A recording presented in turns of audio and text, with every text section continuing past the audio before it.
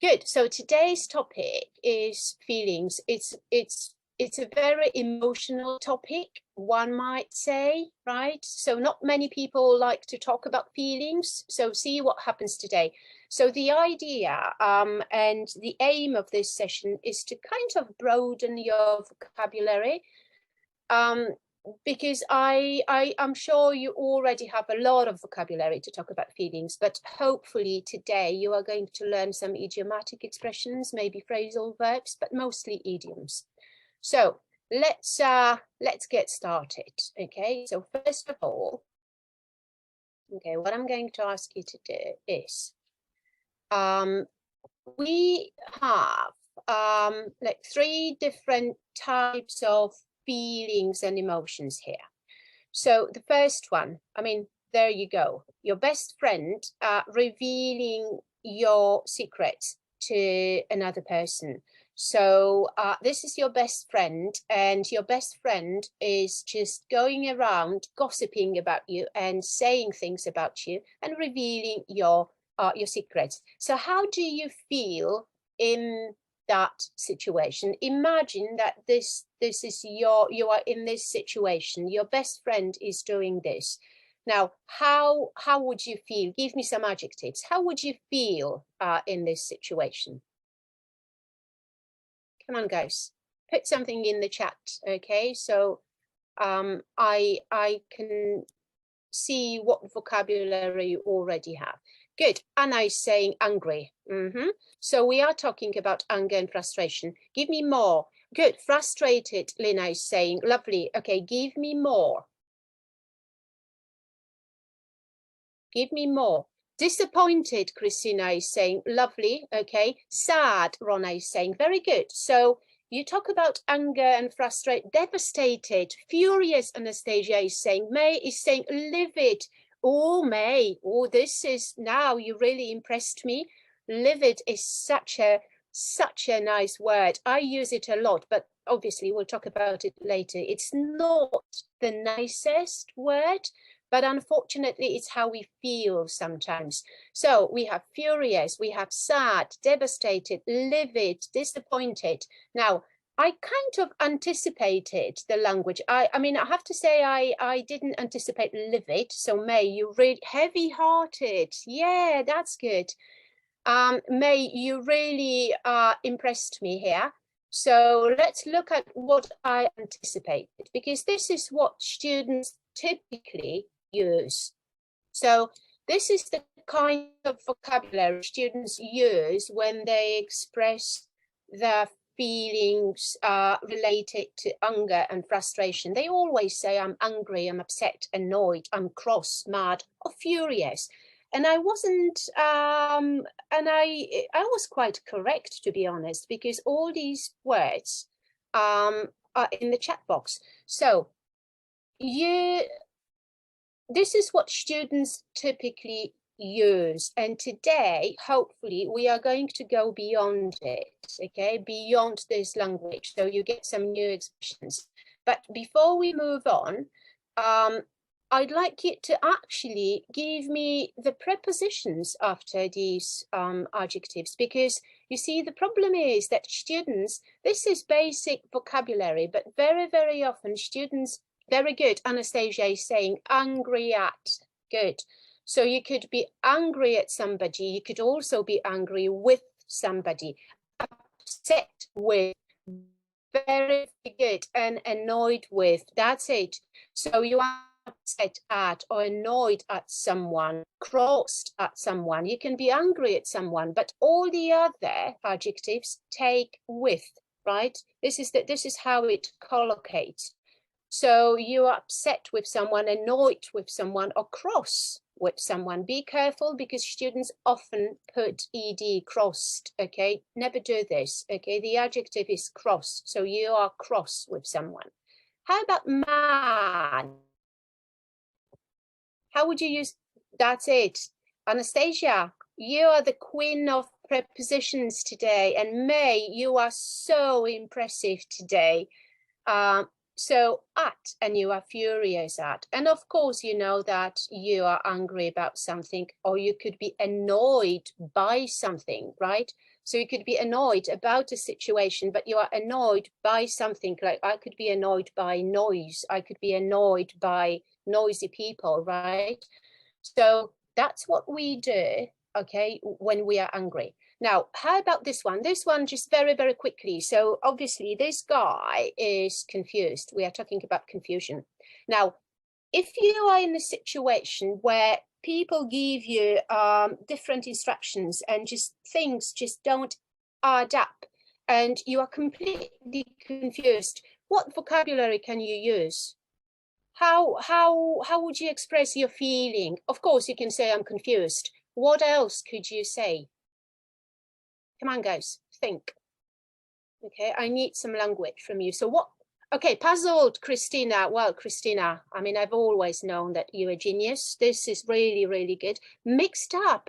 Yeah, that's it. So yeah, that's good. Bemused, perplexed, Eleonora. Oh dear, I think we really have high level attendees today. That's it. This is what I actually anticipated. Now be careful with this word because the stress is on P. Students often say perplexed. It's perplexed. So the stress is on the second. Cluttered, Lina, cluttered, not really, not for confusion. Cluttered of space could be cluttered. Your brain could be cluttered with irrelevant information, but it wouldn't mean confused, okay? So be careful with this. Okay, all these, right? And you are confused about, clueless about, or perplexed about. I quite like perplexed or baffled or puzzled, right? And how about the last one? Very, very quickly, okay? You've just passed your driving test. So obviously we're talking about happiness and joy, okay? And I saying hesitate. Yeah, hesitate is not confused. So they are not exactly synonyms. But I know where you're coming from, but it wouldn't really be confused. That's it. Delighted, pleased, happy, cheerful. Anastasia is saying that's it. So what I thought you may be giving me was happy, delighted, pleased. You see, I was so right. On cloud nine, Christina, lovely. I thought you know, you would have said overjoyed and satisfied as well, but you gave me all this. So you see, having been teaching for over 30 years, I kind of know what to expect from students. I kind of know what language students will give me and what language they will not. So, and let's very, very quickly look at prepositions. Okay, I'm not going to ask you, we'll just look at them. So you are happy about something or happy with, right? Just like delighted at something and delighted with. So when you are delighted and happy with, it's like an object that you're happy with, but you are delighted at a situation, something happening, about, overjoyed at something, right? And satisfied and pleased with. So now, today, because we only have 1 hour, okay, this session is going to be divided into more sessions, and today our focus is on this.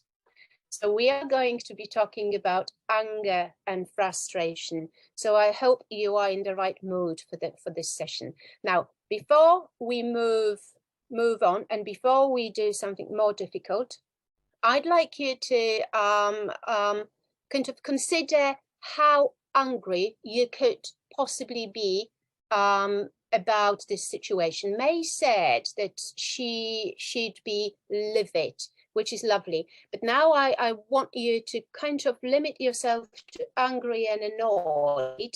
And how would you modify this? If you only had angry and annoyed in your vocabulary, how would you, what intensifiers would you use? Or maybe furious, angry, annoyed, and furious. How would you intensify this? How angry can you be?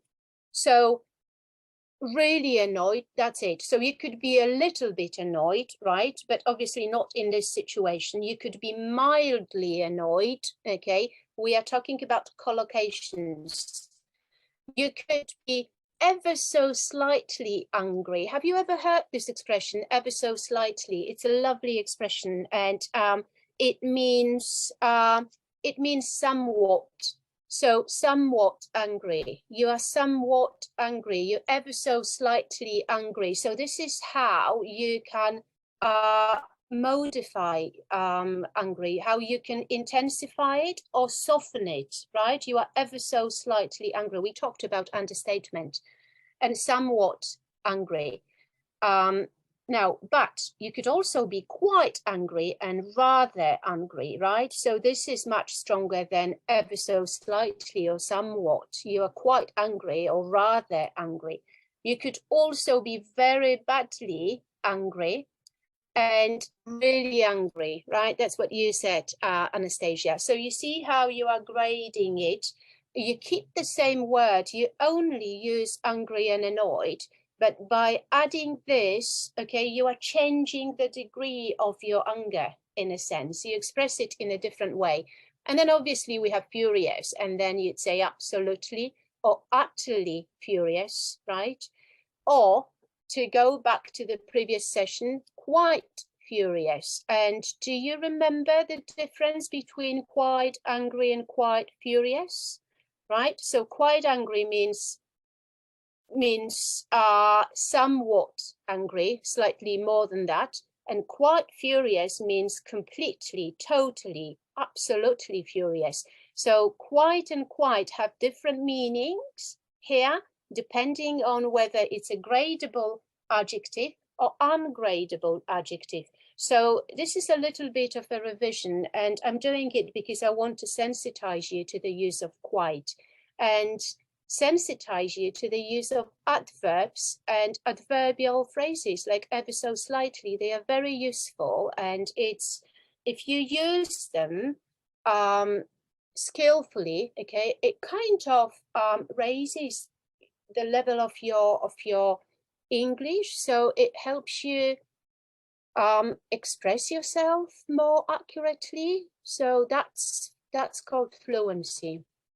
So good, let's move on. So today we are going to talk about anger. Now, for this session, when I was actually planning it, I thought, when we think about being angry, there are like 3 stages. Don't know about you, but in my life, it's 3 stages. So the first stage is when something or somebody is making me angry. And this is when I often say, oh, I hate when this happens, right? Or I could say, you're so annoying, stop it, because it's making me angry, it's winding me up. So this is the first stage when I'm not actually angry yet, okay, but I'm on the way, I'm getting there.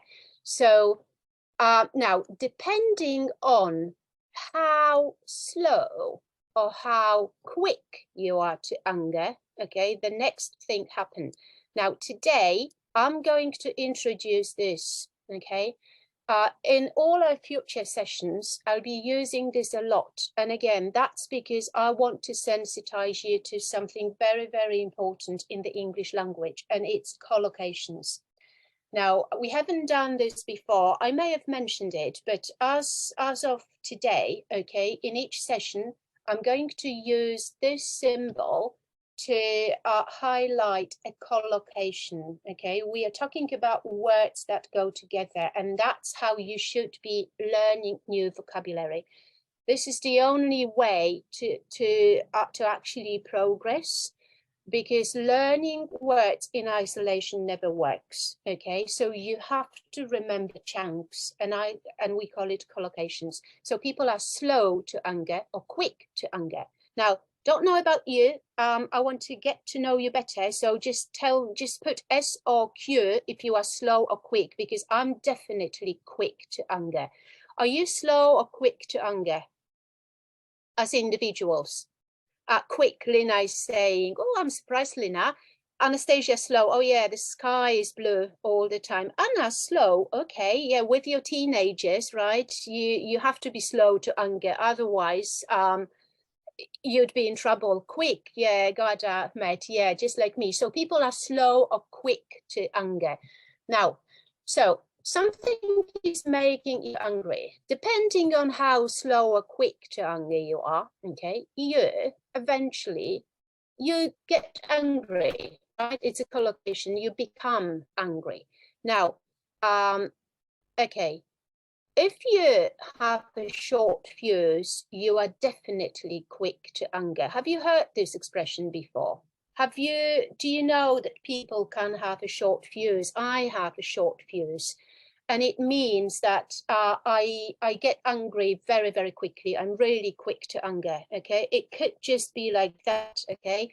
At a click of my fingers, I can get angry, uncontrollably angry. So I have a short fuse.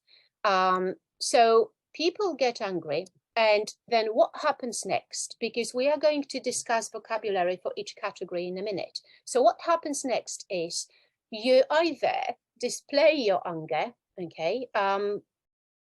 So another collocation, okay? So you could be quick to anger, but then you display your anger. That's how you should learn the word anger in collocations. Now, how do you, give me an example of how we can display our anger. Give me one example of how you can show it to people. So something is making you angry and finally you are there. Good, shout, Anastasia. Oh, you're just like me, Anastasia. So you display your anger by shouting. That's it. Now, what else can we do? We could be pulling our hair out in frustration. So you could be pulling your hair out, right? It's a nice expression in frustration, in anger, if there is nothing, if you are just completely helpless, you don't know what else to do, right? Or, okay, sometimes what we do when we're angry, okay, we can be giving someone a dirty look. Have you ever heard this expression? That's quite common as well. So have you ever given someone a dirty look? Because I do it sometimes on public transport, you know, when people get really pushy. So I can give someone a dirty look just like that as well. So this is how we show anger. But don't forget that, okay, don't forget that some people don't show their emotions. They don't show their anger, okay? Remember to keep a stiff upper lip, right? And keep your poise. So, so this is the very British thing, right? When we don't want to reveal our emotions. So someone is making you angry, you get angry, right? You display your anger somehow, or you don't, you keep your poise, right? And then what happens next? Now, you control your anger, which is another collocation. So you cool down and you diffuse your anger, okay? Or, okay, your anger, now to use the expression that we had in the speaking club, gets the better of you. So you overwhelmed, okay, and your anger just spills over, to give you a phrasal verb, like a rubbish bin, okay? Your anger just spills over. Your emotions just spill over and they get the better of you. And it means you are not in control anymore and you just explode in anger, which is another collocation. So look on this one page, look how many collocations with anger we already have. So one, make angry, get angry. So display, diffuse anger, control your anger, and you do things in anger.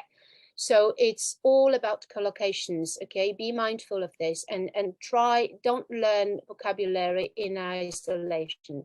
So you explode, okay? And now what happens when you can't control your anger? You could even be lashing out. So when you lash out, that's a nice phrasal verb. I mean, it's not that nice, okay? Because you can see from the picture. When you lash out, you may get violent and physical. So you start shouting, you start screaming, you start punching the air, I don't know, banging your head on the table, your hand on the table, not your head, please don't do that. And you lash out, you can't control your anger anymore. So we have the 3 stages here. Okay, and we are going to look at the first stage, okay, and some vocabulary. So something is making you angry. In other words, okay, it's driving you mad, which is not a new expression, I know. In other words, it's getting on your nerves. So something or someone could be driving you mad or getting on your nerves and making you angry. So now what I want you to do is I'm going to show you, we are going to look at 8 idiomatic phrases that we use to express the feeling of getting angry, of someone making you angry. And these are quite common phrases, so they are very useful. Before before I get you to actually match them, I need to make sure that you understand these words. So obviously, rub, make, get, tick. What's a tick, right? This is a tick, right? Just to give you an example. So that's a tick. Drive. Now, rile. Have you ever heard this word? Rile. Rile means to be angry. Rub. Okay, rubbing fresh start is when you take some cream maybe and you rub it, okay, on your skin like this. So this is the, or when you hit yourself and you're in pain and then you rub your hand. Okay, so this is rubbing.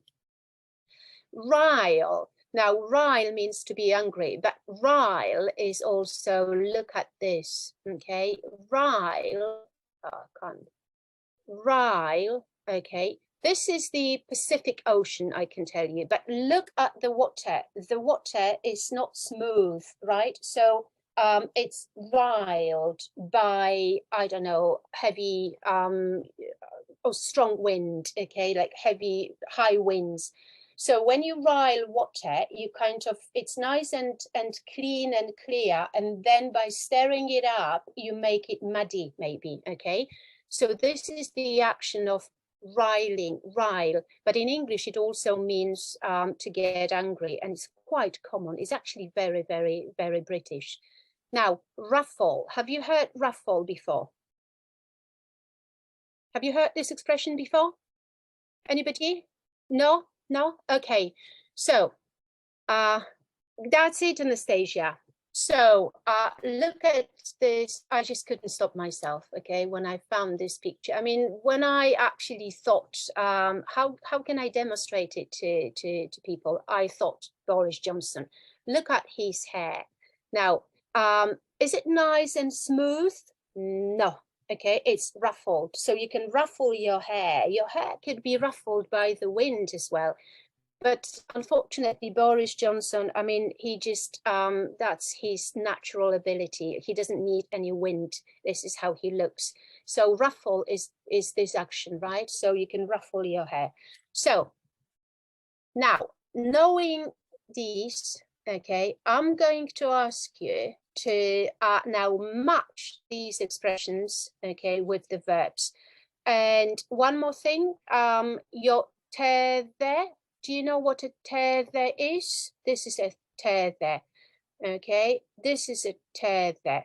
So a tether is like a rope. So the idea is that it sets the limits to where you can go, okay? So it's like something that's movable, and you have a rope, in English, tether, and that's what it is, okay?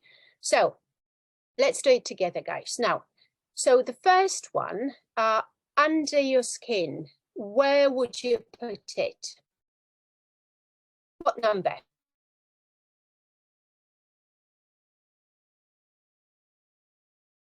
So we are talking about idiomatic expressions to do with getting angry. Someone or something is making you angry. So under your skin, give me an idea. Where should I put it? Number 4, so tick under your skin. It's a nice try, but not try again.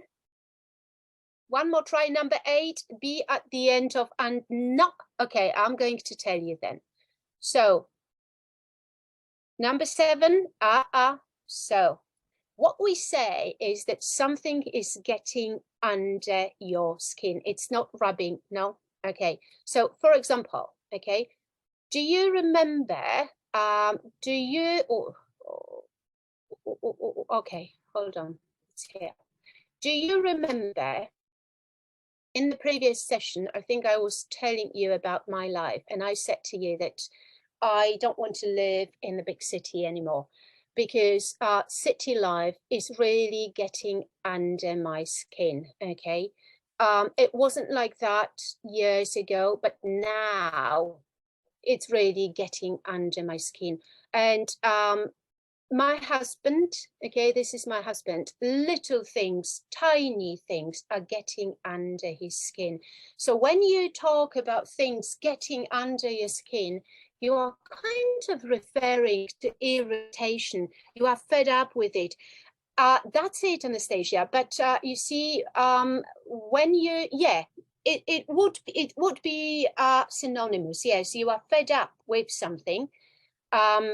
But when you say you are fed up with something, it means that it's kind of done, it's final, right?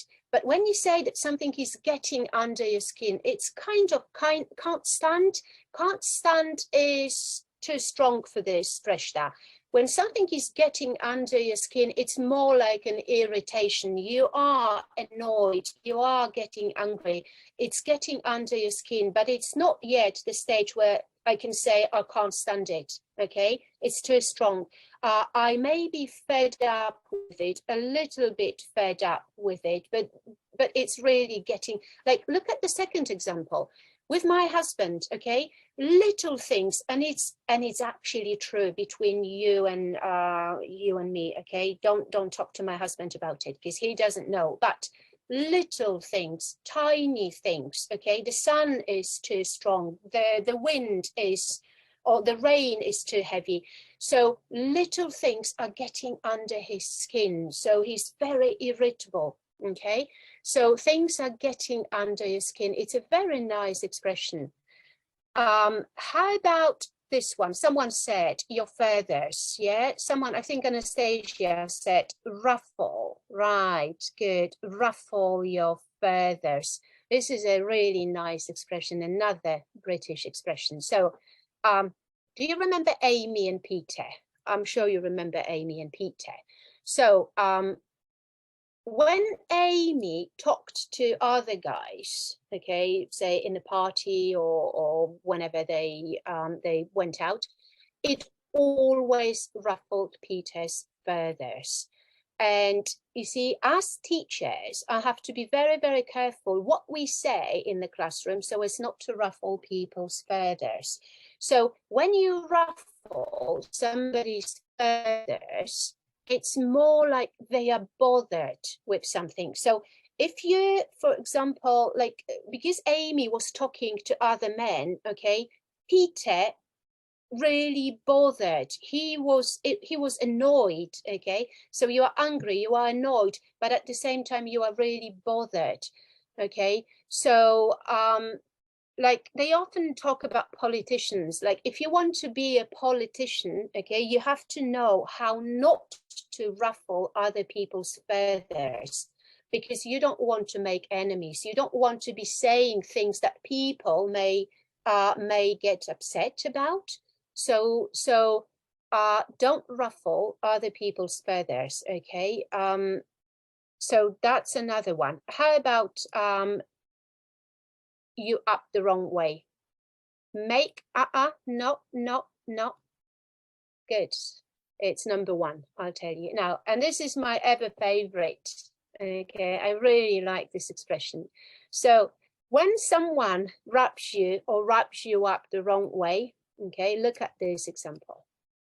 Perhaps I like it because I tend to rub people the wrong way with my dry sense of humor. So there are many people in this world who don't like me, and they really, and it's almost unintentional, okay? It's almost unintentional. Like if you look at Amy and I, when we met, we were both, okay, we were rubbing each other the wrong way from the word go. So what you are saying is this is very often unintentional.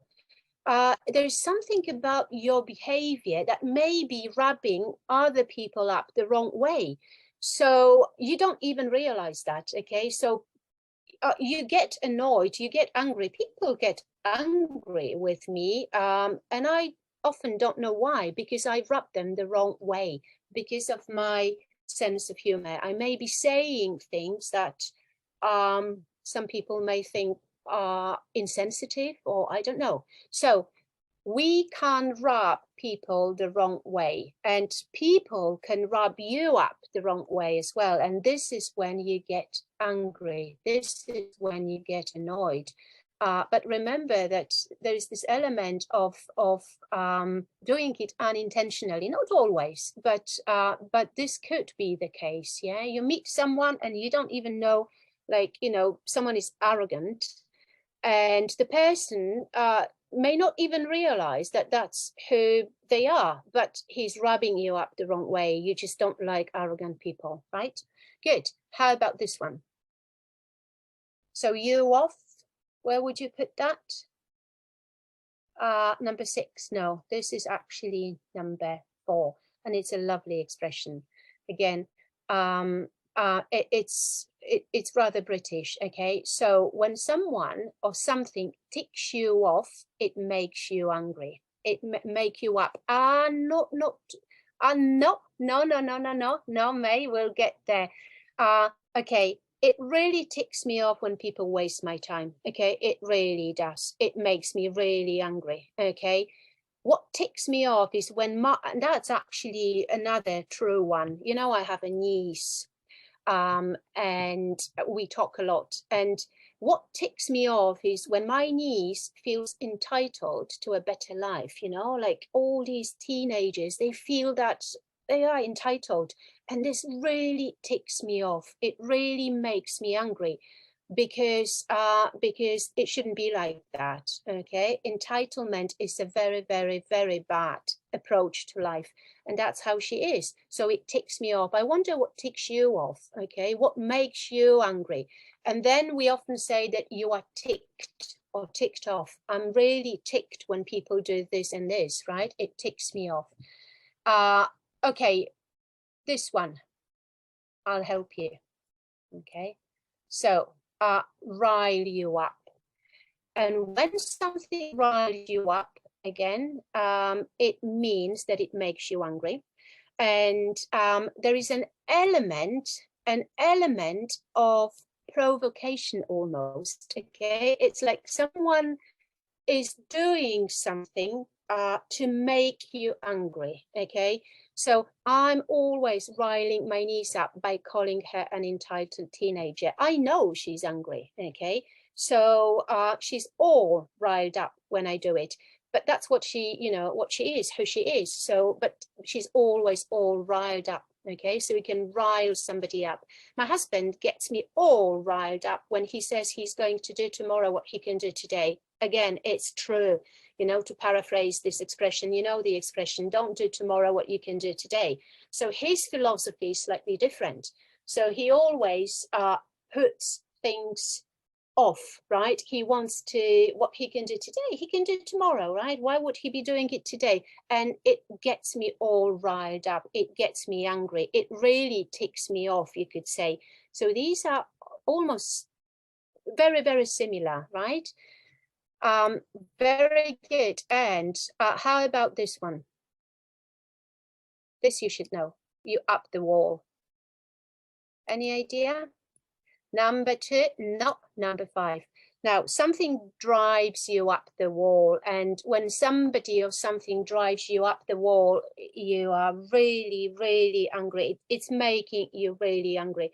What drives me up the wall is when people are not mindful of other people on the train. This really drives me up the wall, okay? Makes me so angry, I'm boiling inside, yeah? So things could be driving you up the wall. How about your blood boil? It's got to be the same in your language. Number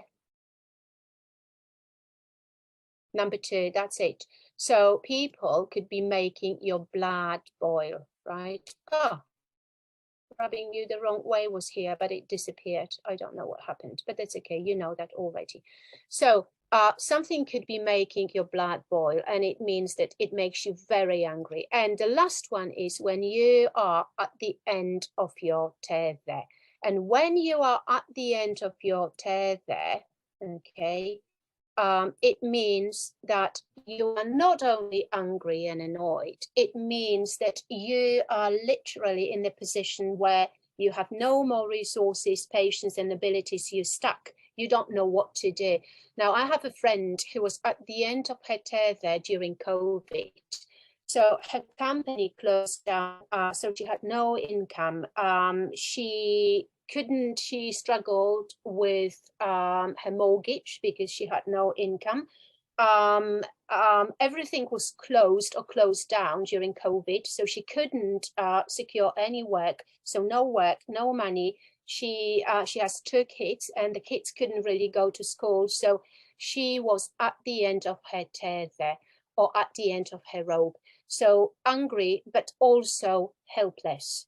Okay, so we have 8 expressions here to do with things and people making you angry. Now, here is a little test for you. Okay, it's a game, really. So I want you to just shout out. It is supposed to be a funny game, so I just put pictures together so you can use associations and give me the actual phrase. So I'm going to show you all of them. Ruffle your feather. Which one is it? Number 1. That's it. So someone can ruffle your feathers. Yeah, feathers. Okay, don't forget about S, Anastasia. It's important. So you could ruffle some feathers, yeah, if you go to a party and you say something inappropriate and people are listening to you, and then some people may actually get angry because of what you said. You may ruffle some feathers. Give me more.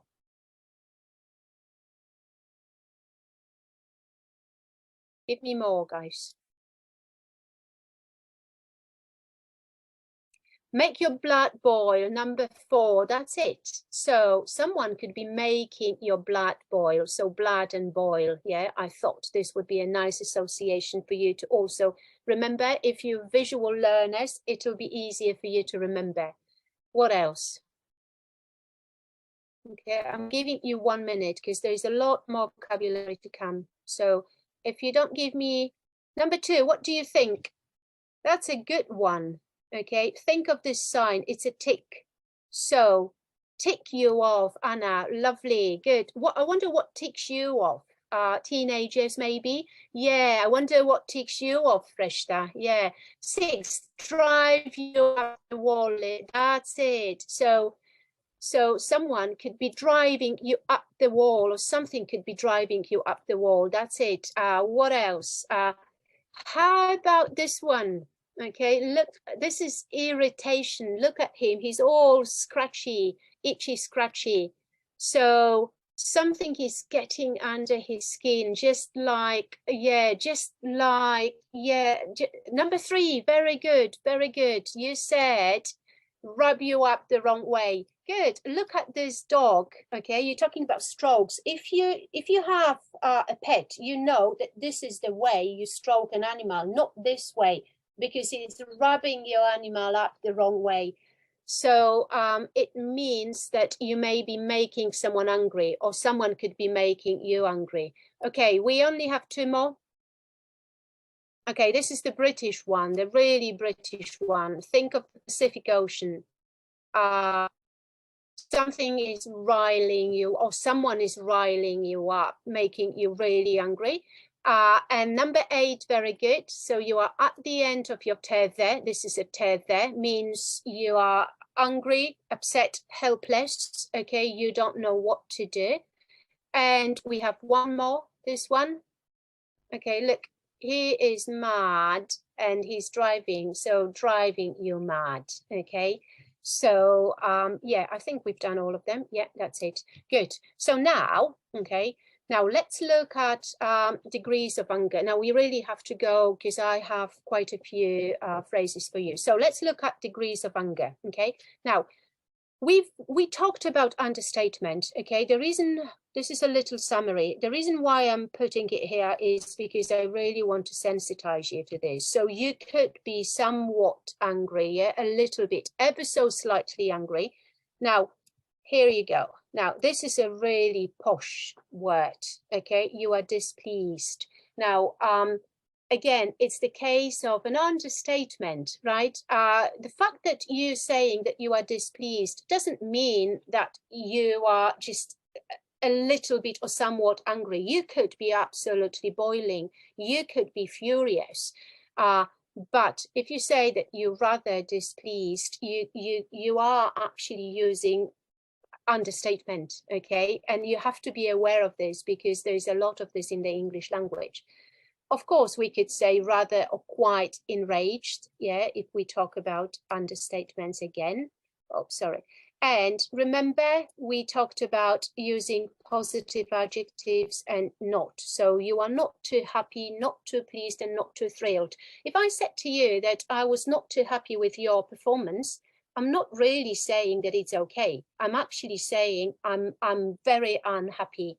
So so be very mindful of this, and just a nice thing to show you, the king of understatement. Have you heard, do you know this guy? Hugh Grant. Hugh Grant, oh come on, he's the British, you know, famous actor. Four Weddings and a Funeral and many other, Love Actually and all the, anyway, last week, there was a huge thing. He gave an interview on the red carpet in LA, in America, okay? And it all went viral, and he was accused of being rude, okay? When he was not being rude. In this little interview, watch it, please. Find it on YouTube, okay? Hugh Grant giving an interview on the red carpet. He actually used all the things that are used in the English language for understatement. So the dry sense of humor. This all happened in 1 minute and 20 seconds, and he was found very, very rude by a huge number of people. So self-deprecating remarks, okay, and the last one, playing down own achievements. This is all what he did in not even 2 minutes, okay? Because of the understatement, because of the way how people express themselves, okay, he was considered rude. This is the reason why I again emphasize this. Now, so we know about this, but at some point, okay, we talk about degrees of anger. You could say to yourself that you've had enough of it. You are absolutely sick of it, right? You've had it up to here with it, and you are fed up with it. This is what we often say. But my question for you is, because someone earlier said fed up, my question for you is, when you say that you are fed up with something, right? And you say that you've had enough of it, you're sick of it, you've had it up to here. Are you referring to a single incident or a single case of someone making you angry? Is it just a one-off, or are you talking about something, habits or situations or behaviors that, good, not a single accident or incident? Yes, this is very, very important, okay? Because when you say that you've had enough of it or you are fed up with it, okay, it means that the problem, okay, the situation exists for some time. The habits, the situations, it's not something that happens in a day. So you are fed up with certain things because it's been going on for too long. Now, how about if you are miffed? I think we had this word in the previous masterclass. I don't know if you remember. So when you are miffed, we are talking about degrees of anger. When you are miffed, you are angry. But it's interesting how being miffed is often somehow linked to this concept of being offended by other people's behavior. So you get miffed when you feel offended by how someone treated you. So I'll give you a situation from my own experience. Yesterday, something happened. So I was doing my speaking club, and I like to say something personal to every single student each time we meet or say goodbye. And I was personalizing my goodbye message for all the students, all the attendees. And I thought I was personalizing my message for every person. And then I logged out, and only then did I realize that there was one more person whose name I couldn't see, and the person was left out. So the person didn't get a personalized message. And I was really beating myself up about this, because I thought, like, oh, how can you be so insensitive? I just didn't see the name displayed on the screen. So now I thought she's probably really miffed about it, okay? Because of the way I left this person out, okay? So she's probably miffed about it. So I did it inadvertently. It wasn't my intention, right? It was a silly oversight, but this is when people get miffed, when they are mistreated by someone or they feel they are treated unfairly. So I hope the attendee is not miffed over this incident, because it was completely, I did it inadvertently. It wasn't my intention. Now, the next one is irked. Irked is a good one as well. So when you are angry, okay, you can be irked. Now, the pronunciation is quite tricky because it's the same as in the word bird or work. So when you say work, the sound is in irked. So irked is very similar to be ticked. So when you ticked, you irked. Yesterday, this is what I saw online. Teen who irked Elon Musk by tracking billionaires' private jets. So Elon Musk was really irked. He was really ticked off by a guy who was tracking his private jets. So it's expressing anger, okay? So you are talking about anger, and things could irk you. So what irks you? What ticks you off? What makes you angry? Yes. So you could be miffed if you are mistreated, maybe. You could be ticked, right? You could be irked. Now, let's look at something stronger. So we have enraged and livid. So we have enraged and livid. Livid is the one that May used, and I really like it. I mean, I use it a lot because I'm often livid. When you are enraged, when you are livid, you are very angry, okay? We often use it with absolutely or utterly, okay? Absolutely livid. And when you are in this state of mind, you often do things or say things that you may actually think better of later, and you may regret it. But this is what happens, right? So what happens is we see red. We are seeing red, and we are mad as hell, and we may even want to bite somebody's head off, right? We are absolutely livid, okay? I don't know if you've had this experience, but I most certainly have had this experience, okay? And to give you two more, which are very, very nice and very interesting: fuming and seething. Now, fuming is when steam is coming out of your ears. So, you know, you're really angry, very similar to enraged and livid. But there's something about fuming, and in particular seething, that makes your anger slightly different. Because when you're seething, it's more on the inside. I mean, okay, there are some signs, okay, like you could be maybe clenching your teeth, grinding your teeth, you could be muttering under your breath, you could be red in the face, but you wouldn't act, okay? So you wouldn't actually say anything, right? So seething is this really intense anger. You are very angry, just like fuming, but you are unlikely to actually act on it. You are unlikely to say something. It's more inside, even though some signs could be seen on your face, right, or your body. So we have seething, fuming, livid, and enraged as adjectives, and we use absolutely and utterly. Then we have slightly weaker adjectives when you are miffed, right? You ticked or you irked. And then obviously we have these that you use to talk about something that has been going on for some time and now you've had enough of it, right?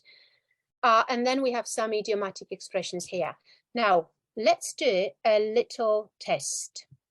So what I want you to do is, there's a couple of situations here, and I want you to decide which of the expressions from the previous slide would be best.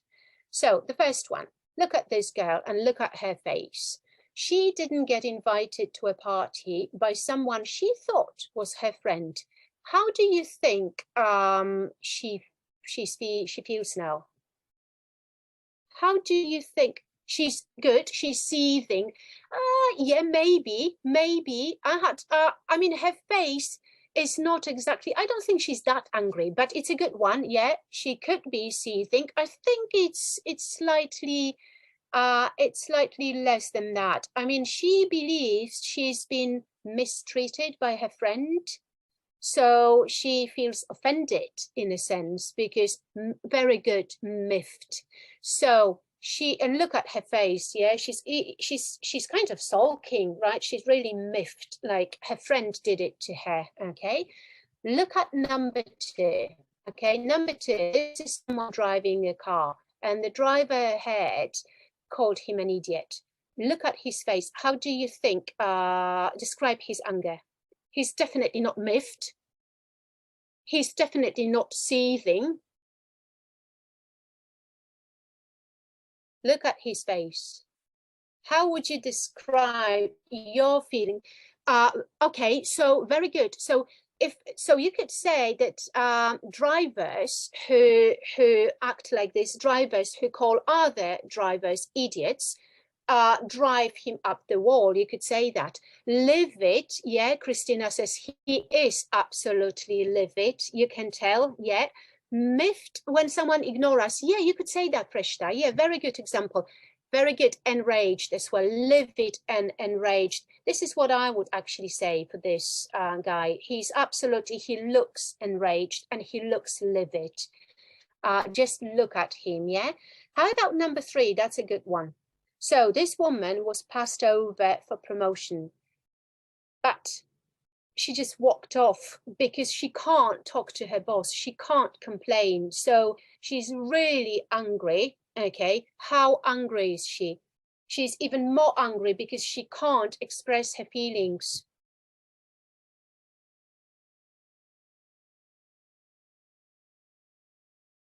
Anybody? Okay, well, then my idea was that she really is seething, because it's, you may see she's angry, okay, but she can't act on it. Okay, she can't really go up to her boss and beat him up, or I don't know, she can't do this. So she's seething with frustration. How about this one? So this is quite, you can actually, you can see the picture. So, okay, miffed is here. Enraged is here. Okay, how about this woman? So he made some unflattering remarks about her new haircut. And what is she doing? And she wanted to What do we say to express anger? She wanted to, so seething was here,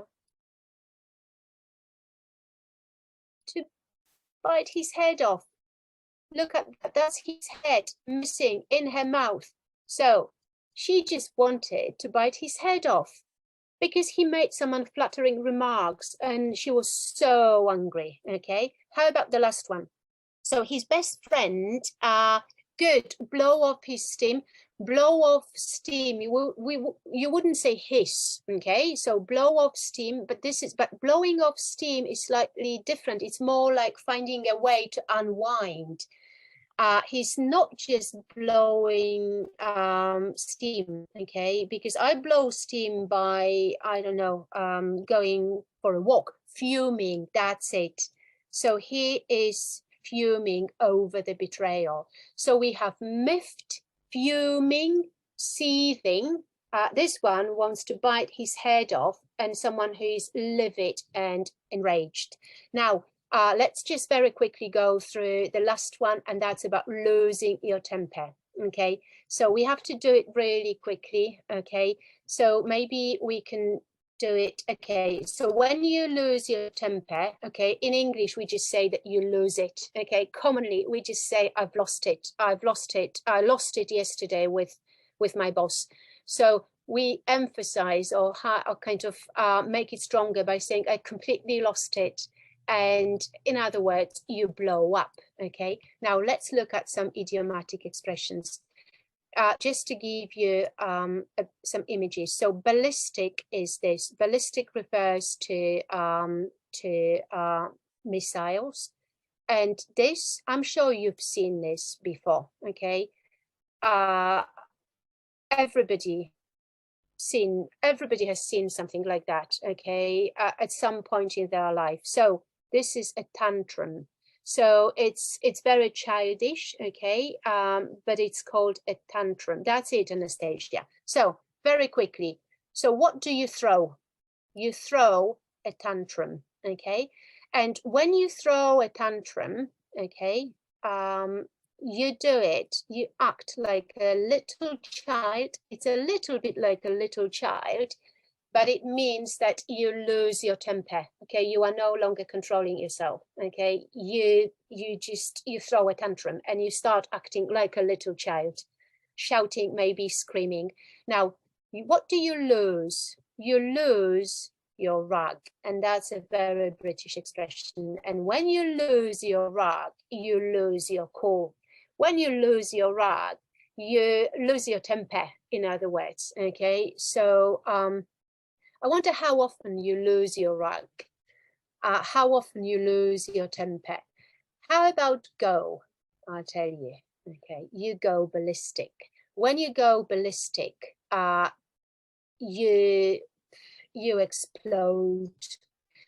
Okay, you may even get aggressive. Okay, you start shouting, screaming, lashing out. You just go ballistic. Okay, it's an extreme kind of losing your cool, if you know what I mean. What do you blow?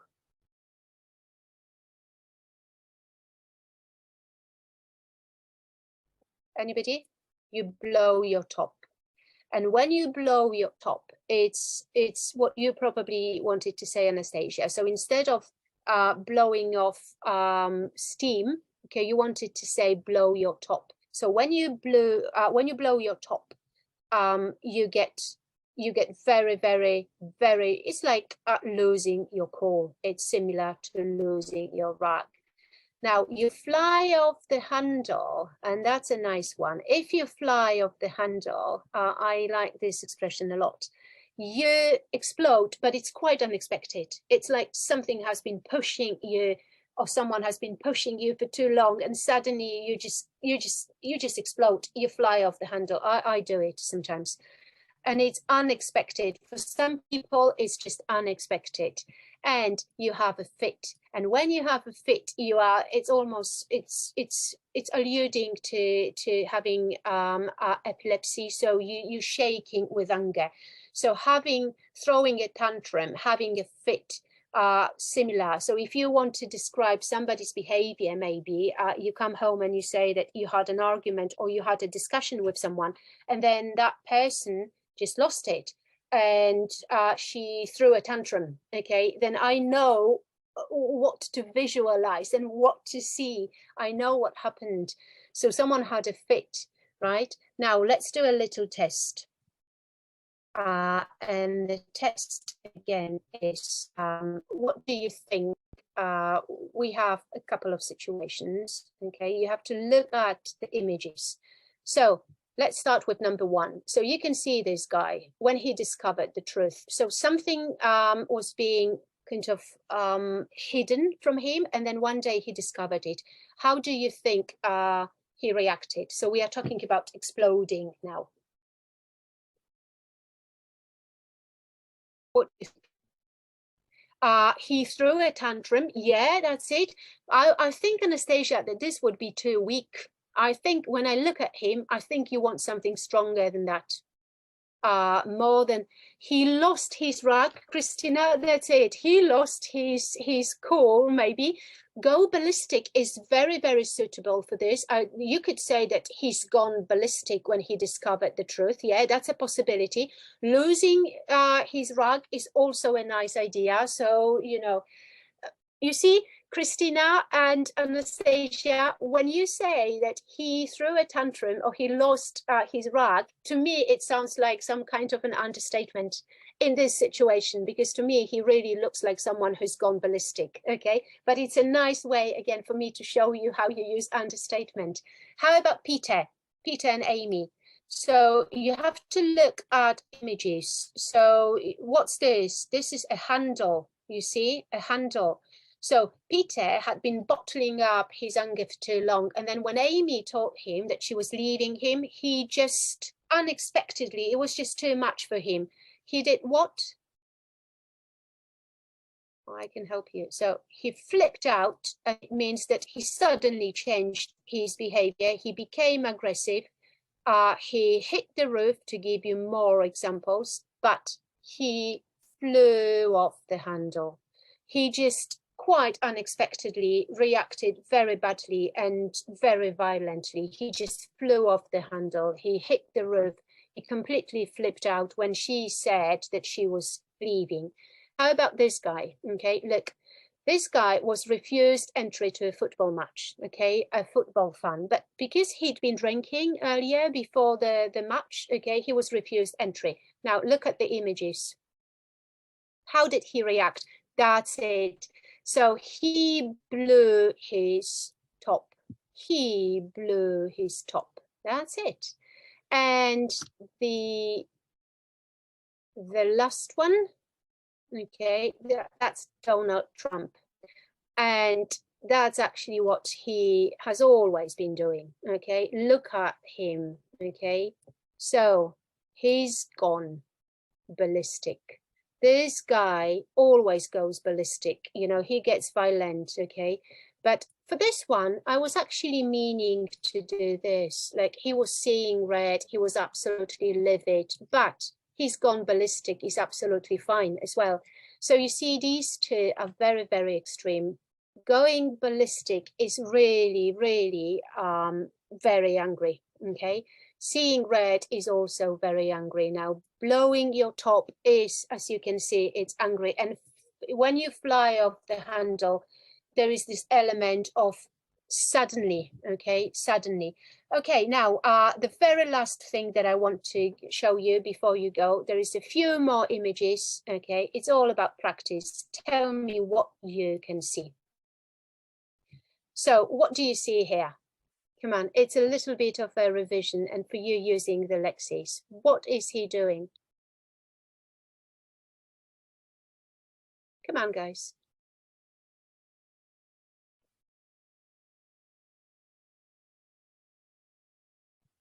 Throwing a tantrum, that's it. How about number two?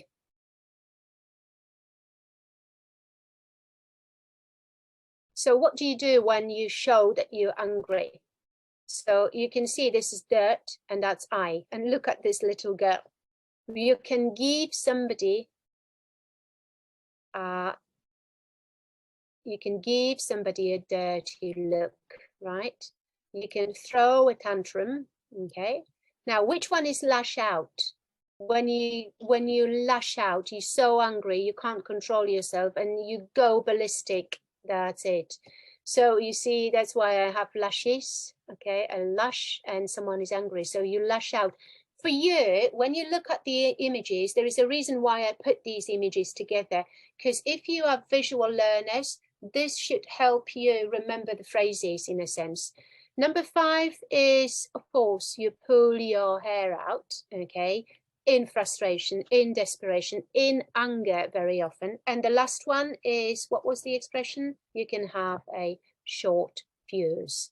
So now, okay, there was a lot, it was a lot of language, and most of them are idiomatic expressions. So idioms are very, very hard to remember. So kind of always remember the images as well. Now, what I think you could do now is pick 1 or 2 phrases from the 3 stages. So when someone is making you angry, okay, pick 1 or 2 phrases, then pick 1 or 2 adjectives from how the degrees of anger, so how angry you can actually be, and then pick 1 or 2 phrases from losing your cool and losing your temper. So next time you describe your anger to someone, you have more vocabulary than just I'm angry, I'm furious, and I'm annoyed.